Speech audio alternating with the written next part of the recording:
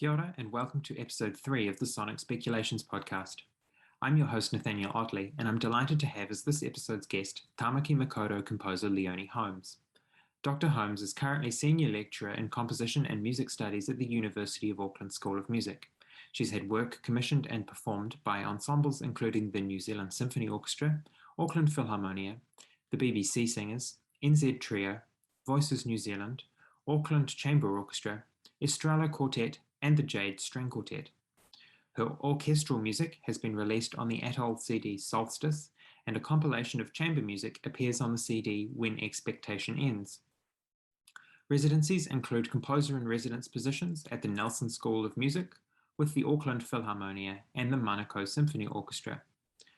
Holmes was the winner of the Philip Neal Memorial Prize in Composition at the University of Otago in 2001, and 2018 saw her nominated as a finalist for the Sounds Contemporary Award for her work Dance of the Wintersmith. Stemming from her work as composer in schools in the 1990s, she has also maintained a strong interest in music education, including developing a musical language that both engages and challenges non-professional players. She has written many works for school and community groups and is active as a speaker, adjudicator, and teacher at all levels and age groups within the New Zealand music community. Our conversation today touches on a wide range of topics, including compositional process, personality in music, literature in music, and Leonie's newly written piano concerto that will hopefully be premiered in November by the Christchurch Symphony Orchestra with soloist Stephen DePledge. One note: unfortunately, my internet connection for this particular interview was less than ideal, and I apologize for this. I don't think it diminishes the interview quality, and it isn't an overly intrusive technical problem, but there is occasional lack of synchronization between video and audio, and indeed, on very few occasions, slight blips. As always, if you enjoy this interview, please like, rate, review, and indeed share. It helps to grow our audience. Please also subscribe to get new episodes in the manner that best suits you. Interviews are available on YouTube, Spotify, Apple Podcasts, and you can also opt to receive an email each time we have a new episode by subscribing at nathanielottley.com/sonic speculations. As is always the case, you can find a list of links to recordings, websites, and other material of interest in the episode description. If you'd like to, please also get in touch, sonicspeculations@gmail.com. I'd love to hear feedback from people who are listening to the series, both of what you like thus far and what you would like to see in future. And I'm joined now by Leonie Holmes. Kia ora, Leonie. Kia ora, Nathaniel. Good to talk to you. Great to talk to you too. I'd like to start with a basic roadmap of your career. Tell us about how you came to composition and what it is that composition means to you. Sure, I'll try, because I really can't think of a time when I did anything else but music. Right from my very first piano lessons at probably 6 years old. Well, it wasn't so much composition, but just anything music.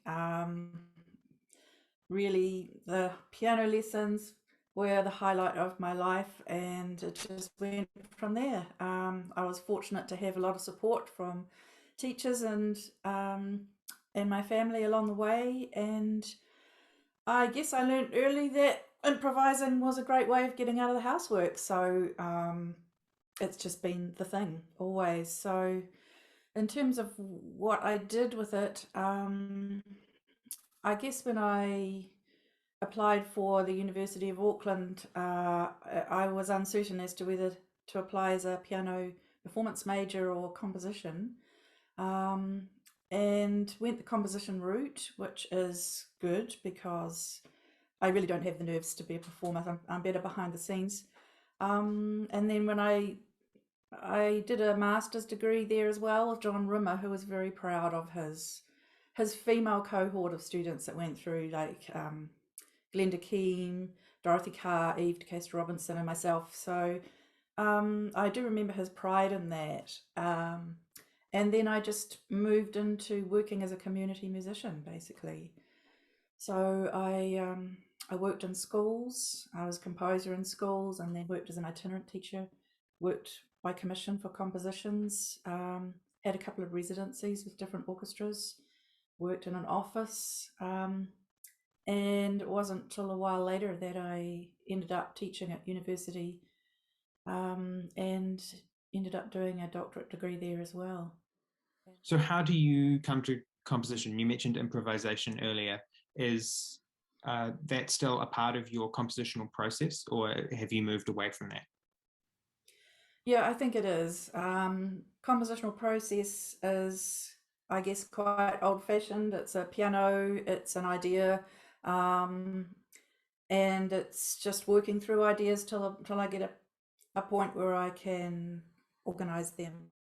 I end up actually, I had it on my piano before, maybe I don't. Oh, yes, I do. I end up with piles of stuff, basically. Just that hieroglyphics that no one else would read, because if I write down the notes, the rhythm I will always remember.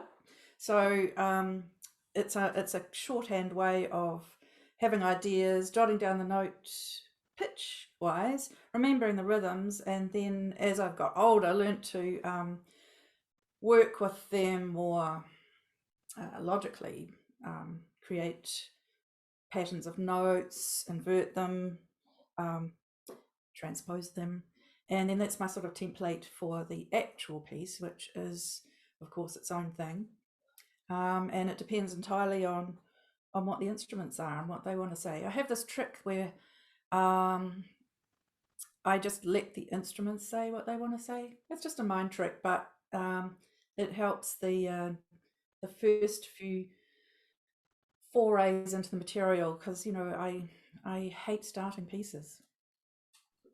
I don't know. I think a lot of people are the same. Some people just jump in there or go for a walk on the beach and get inspired and it all comes, or something. Or so they say. I can never understand how that works. I agonize, and I've learnt to factor in panic time. So if I procrastinate for a while, that used to worry me a lot because everything ends up last minute. Now I realize it's just the way it is. I have to factor it in. So I've done the panic time. I've got to the point where I have to commit. Committing for me is the hardest thing. Once I've committed to it, then it flows better. And the actual composition, in other words, tends to be quite agonizing. But once I'm up to editing parts, I'm feeling happy again. That sounds very gloomy, doesn't it? But it's sort of my method. No, I think it's really interesting talking about this sort of compositional shorthand. Is that to allow you to push through? Often the actual writing down of notes is quite an agonizing process in and of itself, just in terms of how much time it takes. Is that a way to sort of bypass and keep sort of the creativity flowing? Yeah, absolutely. Because the shortest amount of stuff I can write down, the better. I'll still remember enough to remember it, and enough, as you say, to keep going without having to start again. Yeah, and I'll end up with pages of it, and I may reorder them in the end, but all the ideas are there in some form or other. And eventually, in this day and age, of course, I put them on the computer and write them out. And after that, it's just a tag team of writing out, back to the piano, organising. I wouldn't say structure is my strong point. Having said that, it's more of an intuitive process for me. But as musicians, I think we all have a pretty good idea of how time unfolds. We know that slow music is sometimes easier to write. We know that that to fill up time with faster, more energetic stuff takes more effort, that sort of thing. So we learn how to spread things out in time, I guess. Yeah, that's very true. So how do you see personality translating into music, whether that's within the music or your personality in your own music? Yeah, that's one that I've been coming to terms with a little bit lately. Um, Obviously, I had a strand of my composition which was related to young people and to composing in schools and to writing music that would suit young performers. And I have another strand which is music for professional performers. And for a while, I was beginning to feel like I had two different separate personalities, which in fact I guess is true. But I also have lately come to terms with the fact that I feel things very strongly. It doesn't it would perhaps be a surprise to people because I generally attempt to look fairly calm, but I do have this spectrum of feeling which is highly charged with I don't know, empathy or something. So in other words, things affect me really deeply, which is I guess why I don't write political music or music which is um, obviously dealing with the deep, the really tragic. Yet I haven't yet, and that's because for me, music puts me in another place, a place where I can feel uh, more authentic and free. I think music for me is a place where dreaming is more important, where I'm just dealing with sound rather than. Um, of course, there's emotion in it. Of course, there's feeling, but it's not particularly overtly political. I would deal with that in other places in my life. So that's a thing that I've just been meditating on a bit lately. Why I tend to write the way I do. Why I use that way of having the instruments become the thing rather than myself. Um, why I generally start with solos and let a colloquium or a conversation start. So personality in music, that's a difficult one. I don't know whether we can say ever whether we are putting our own personality on something or whether we are hiding behind something or whether we are making a statement of how we would like things to be. It's a bit of a muddle, really, isn't it? Absolutely.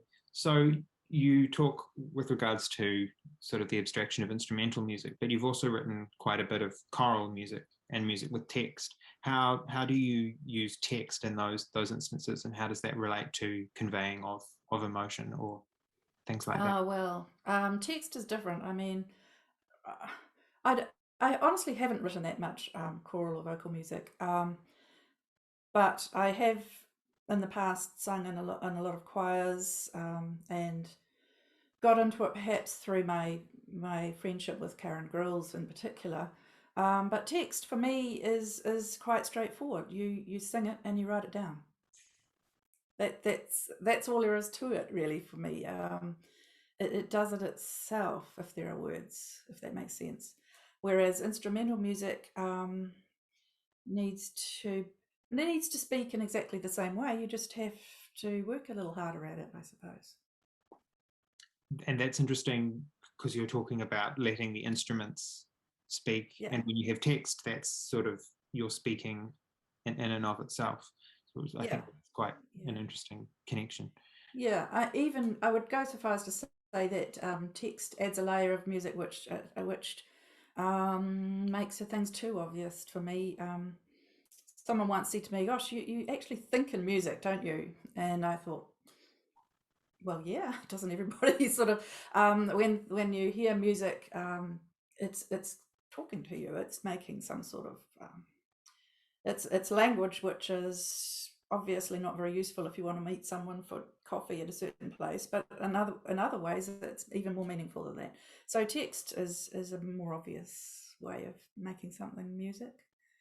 Lately we've been talking in my university classes about the voice, the different ways that it's used, ranging from song through to other ways of using the voice, which are either declamatory or sermonizing or speaking poetry in a certain way, or even race commentating or um, delivering the television news. These things are more obvious than your purely instrumental music, and yet fascinating too. So you mentioned you went through university with people like Glenda Keam, Dorothy Carr, and Eve de Castro Robinson. Was having that cohort of people around you really important? Yes, I think so. I think we are influenced by the people around us, whether that be our teachers and our cohort of people. Also, in those days, the Composers Association was something that we were all involved with as well. Of course, still are. But yes, Eve and Dorothy and Glenda in particular. Um, I think we made a group of people forging our own path. And as I mentioned, I think John Rimmer was very proud of that, because it might even have been the first time that he had some or even any women going through his master's degree. And it's an interesting thing to consider, because at the time that I was at university, there were no models in the canon that we were studying aside from ourselves and other composers such as Gillian Whitehead or Jenny MacLeod, or composers that we knew personally. So it involved a little bit of a doublethink, in that I knew that my teachers were strongly invested in us as composers. I didn't give a second thought to the fact that I was a composer, and yet I also didn't consider the fact that the music that we were being shown and played and studying was none of it, not one piece of it, was written by a woman. So you've just completed a piano concerto for Stephen Depledge to be premiered hopefully in November by the Christchurch Symphony Orchestra. How did this concerto commission come about? Yeah, very simply, I asked him. A piano concerto is something I've always wanted to do. And to my absolute delight, he just said, yeah, great. And then an opportunity came up courtesy of Gretchen LaRoche at Christchurch Symphony. And that was a little while ago now, so it's probably taken me the year of this year to write it, because it's been in the midst of a quite busy, not to mention disruptive, teaching time with COVID. In fact, we ought to acknowledge that I don't know yet even whether Stephen or I would get down to Christchurch in order to do this by November, but that's the plan, and that's how it came about. He just ran with the idea, and so I'm really looking forward to it. It's been quite a long process to write. So how do you approach a piano concerto? You personally, but I mean, there's not infinite, but there are many examples you could look to if that is something that you do, or how do you embrace or push away and subvert what people might be expecting from a piano concerto? Right. For me, I'm probably guilty of overusing the piano in an orchestral way anyway. I quite often have it as an instrument in an orchestra. So it was just a matter of bringing it more front and center, I think. In terms of subverting, I think one has to take into account that it's being learnt by someone who is in front of the orchestra and needs to have some form of meaning for them in terms of being a soloist. So I basically took that line, which is a traditional line of piano and orchestra, except that it perhaps might be a little bit conversational. It's not in any way masses and piles of Rachmaninoff-ian ideas. In fact, my favourite piano concertos at the moment would be Lutoslawski, actually, possibly Ligeti and Prokofiev, strangely. So I like that sort of dialogue. It's in the normal sort of 3 sections. I have tried to link the sections so that the ideas of the first chord of the first movement is repeated at the beginning of the second, and used in another way, and then some little notes, repeated notes, like a woodpecker tap, I suppose, is the beginning of the third. So it is meant to sort of flow that way. And the third movement starts with a duet between the xylophone and the piano, using those sort of woodpecker notes. So other than that, I am totally preoccupied with octatonic scales. So probably it's just a very long 20-minute octatonic scale. No, not really, but that's basically how it goes. So you've worked before with Stephen Depledge. How important was that collaborative relationship in writing the concerto?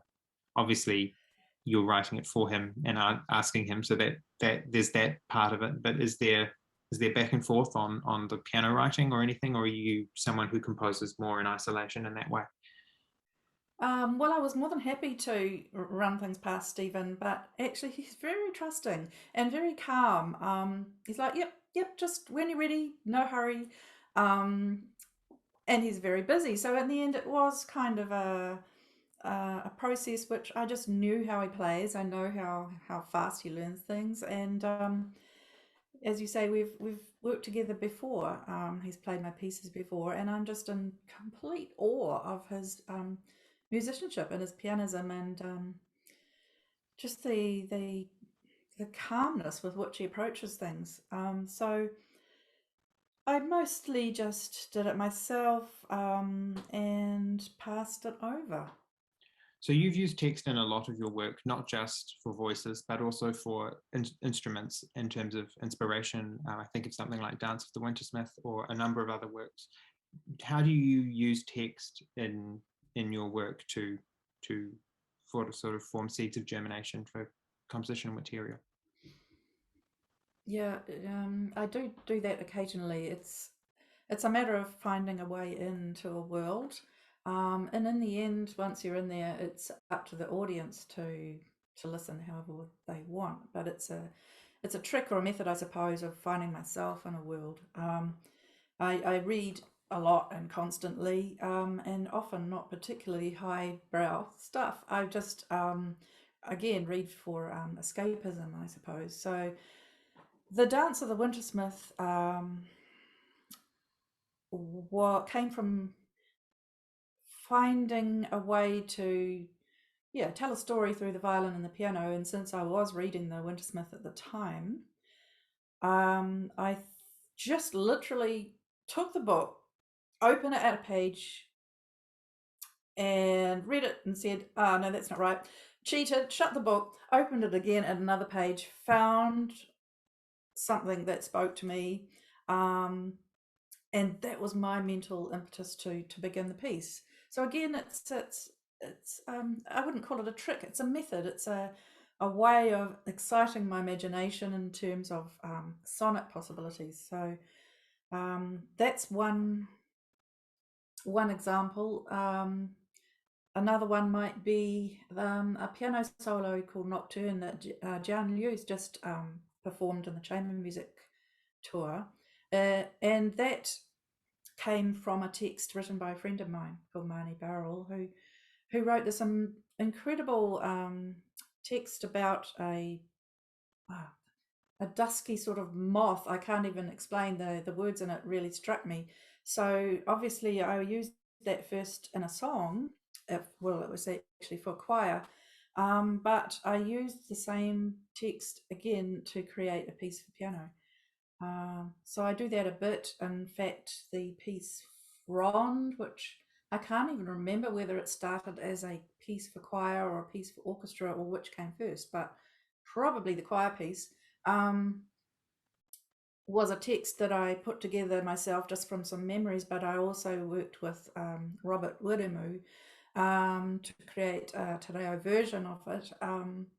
And after that, I used it as the program note for an orchestra piece. So it's a way of getting the imagination going and creating ideas in my own mind.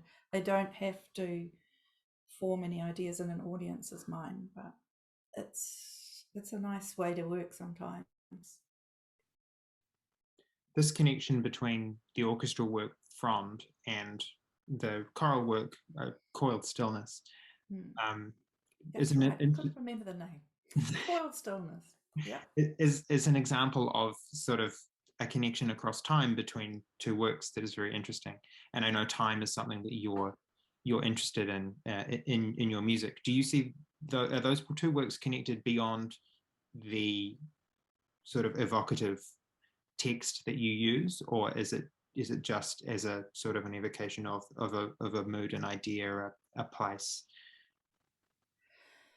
Goodness. Well, as I was thinking about before, text to me is a quite obvious way of putting forward an idea. Assuming someone can speak the same language as the text is in, there isn't that much room for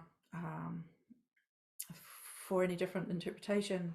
So interpreting something in music in that way is more interesting, I suppose. So yeah, the same mood in myself, certainly. Mm. How do you manage musical time in your work? You say you compose sort of through from beginning to end rather than in being someone who um, sort of imposes a lot of a larger scale structure. So how do you go about managing time through a work if you're not structuring it out necessarily beforehand? Mm. Well, it's not something I'd say I was very good at. It's probably something I could be much more disciplined with. Um, when you mentioned that I moved from the beginning to end, it might not quite work like that in that I can shift material around and form a structure afterwards, but certainly I don't generally map out a grid, a timeline, and then try and stick to it. So having said that, I think we all as musicians have a pretty good idea of time. It's our basic material actually, because what we're working with is our memory, right? So as you're listening to something, and I guess if we accept there's different grades of listening, so there's background and then there's acute listening, and I think most of us who are musicians and composers are always on that end of the spectrum of listening very carefully to things, even if it's subconsciously we're listening to the parade of time. And I think of it as this constant hovering, like the restaurant at the end of the universe, that sort of thing, where you're teetering between what you've just heard, what you think you're going to hear next, and what's actually happening all at the same time. If that makes any sense at all, it seems a bit strange, but what was the question? Something to do with working pieces through time. Yeah, I think it's a very malleable kind of substance.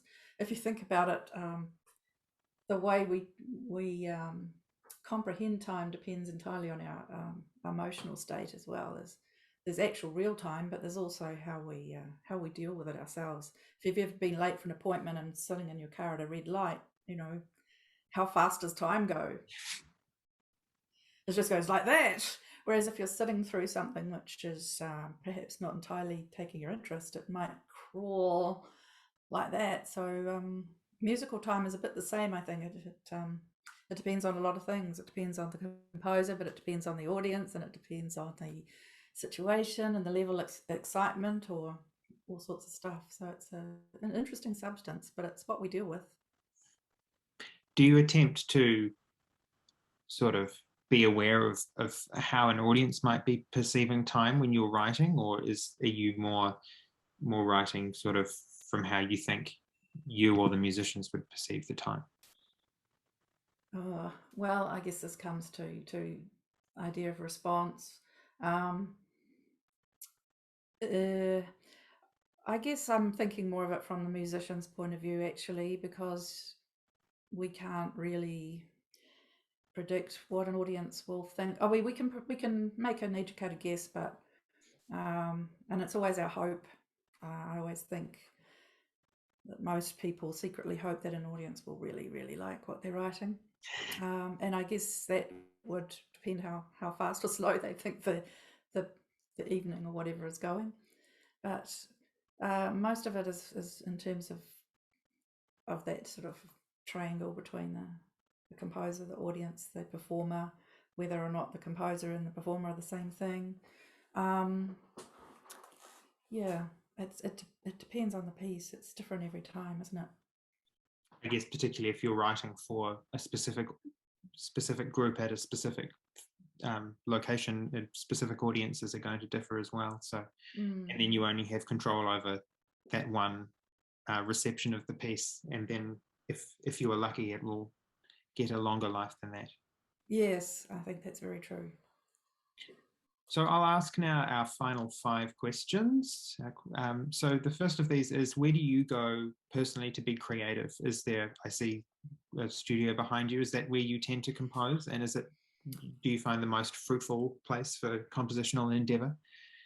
Yeah, it is. I mean, a studio is a kind word. It's a kind of corner of our house, but I need to be there. Actually, I can't really work anywhere else. I need a piano. Unfortunately, I need a real piano. I can't just have a MIDI keyboard and work. So I see that as a pitfall, but I don't think I can do anything about it. At the age and stage I am, I just need that sort of, I don't know, intermediary, I suppose. And the other thing I'd like is to be on my own. I'm very, very, it's very difficult to work at the beginning stages of composing if there's anyone even in the house, actually, which is odd, but, and probably a lot of people feel the same. You need to have a bit of space. Other than that, I just need some manuscript paper, and I can take or leave DAW or recording things in or out. I can do that, but the most important thing is just a bit of time and space. Do you have any particularly memorable collaborative relationships, performances that you would like to talk about? Collaborative. Well, I can't really think of any piece I've written that hasn't been for a particular purpose or particular people, except at perhaps university level, or in the beginning orchestra pieces, which you're writing in the hope that someone will workshop them for you. And we're actually fortunate in New Zealand that a lot of us have had that opportunity to, people like the APO, the NZSO, the Radio New Zealand Concert, these people have given us opportunities to have things workshop, which is often kickstarted. Well, I'd say in my case have really helped me along. So in that case, then I'm writing almost on spec. I'm putting something out there, but since those times, well, I've always, maybe it's because I'm lazy, but I always need someone to know there's going to be a reason and that somebody wants this piece. So that's my kickstart.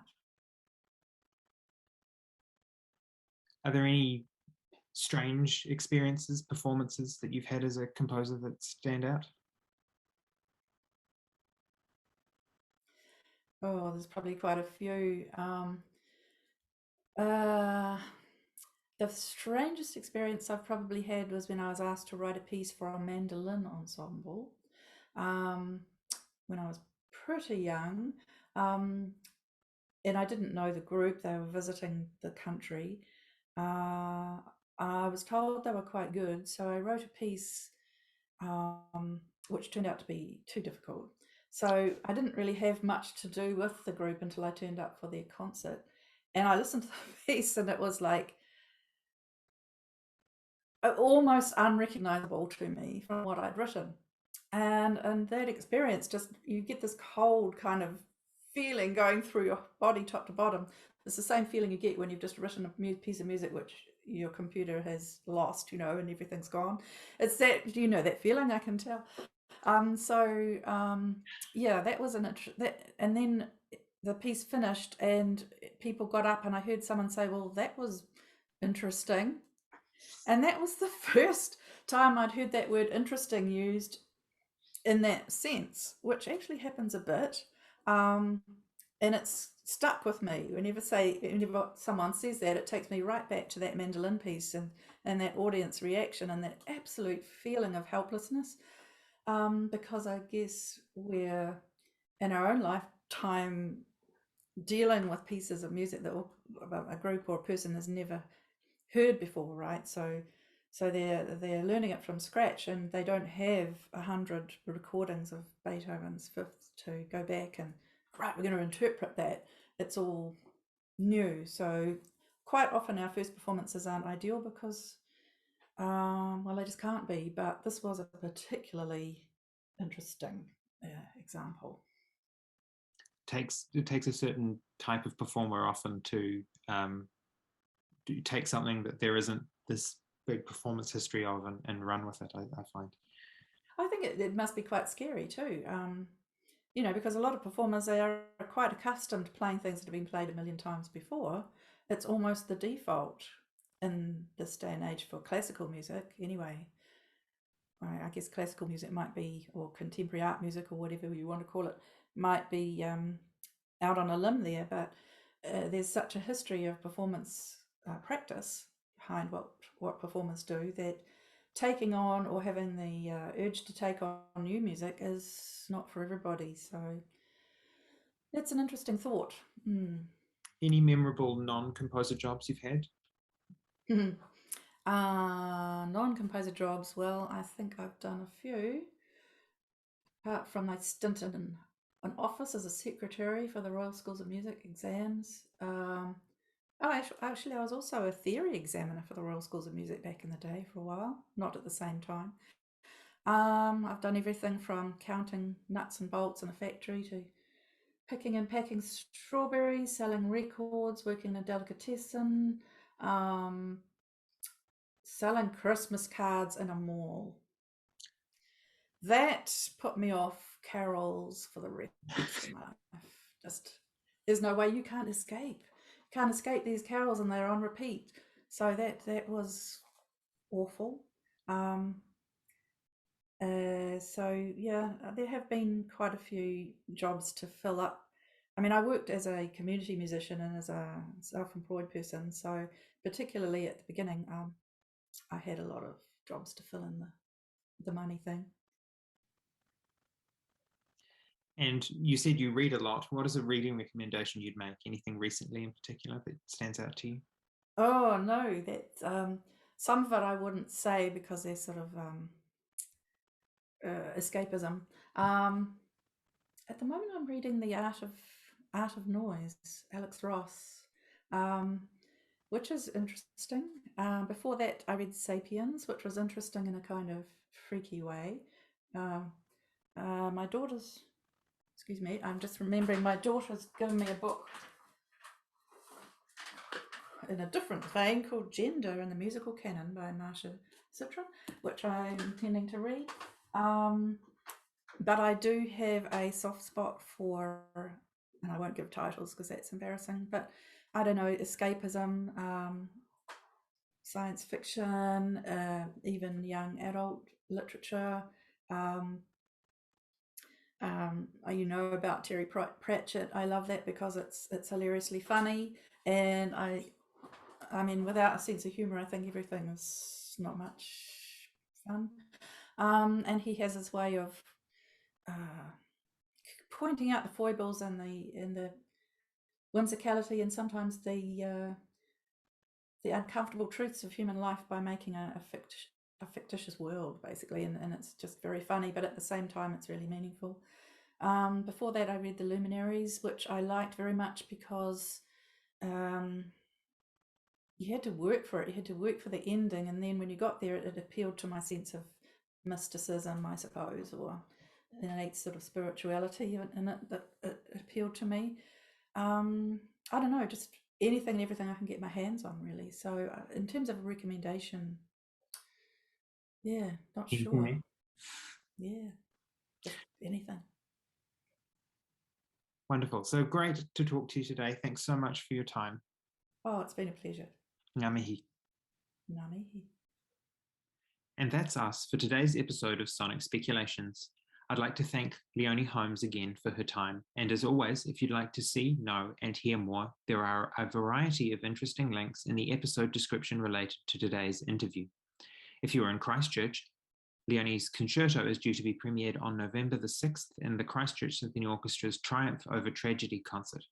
If you've made it this far and haven't already, please consider rating, reviewing, subscribing, and/or sharing this episode, and I'll be back in a couple of weeks with a new episode of Sonic Speculations.